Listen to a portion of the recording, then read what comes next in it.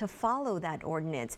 KION's Stephanie Aceves breaks down what this ordinance means and why homeless advocates are opposed to it. Stephanie?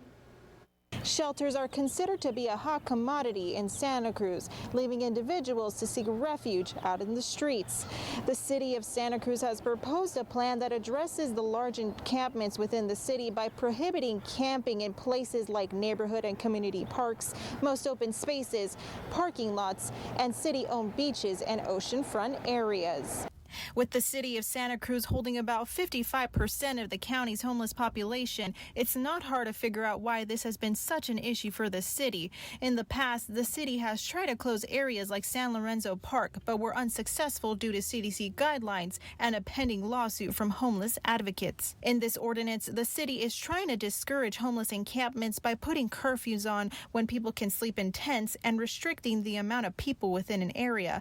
But the president of the local homeless union in Santa Cruz feels that this is simply a camping ban. It appears to be a camping ban. It appears to circumvent kind of and go against the spirit of Martin versus Boise and also the CDC guidelines regarding homeless encampments. And essentially, we have a lot of concerns. While the ordinance does ban certain areas for people to camp on, the ordinance does allow for individuals to stay on sidewalks as long as they camp overnight, only from 8 p.m. to 8 a.m. Range of restrictions regarding prohibitions on blocking areas that would provide access to first responders or access to city equipment.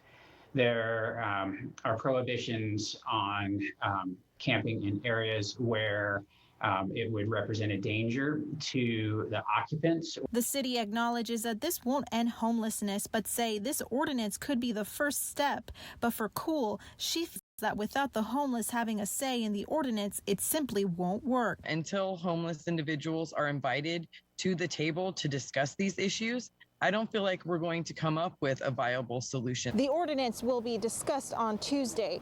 Reporting in Santa Cruz, Stephanie Aceves, KION News Channel 546. Thank you, Stephanie. The state now switching gears when it comes to outdoor high-contact sports, now allowing some sports to continue in purple-tier counties, but there's a catch. Sports like football, soccer, baseball, cheerleading, and other competitions can now resume with modifications, but only 27 counties in the state meet the state's requirements to do so. Counties may only resume for those above sports for youth and recreational adults if coronavirus case rates for those counties are at or below 14 per 100,000 people.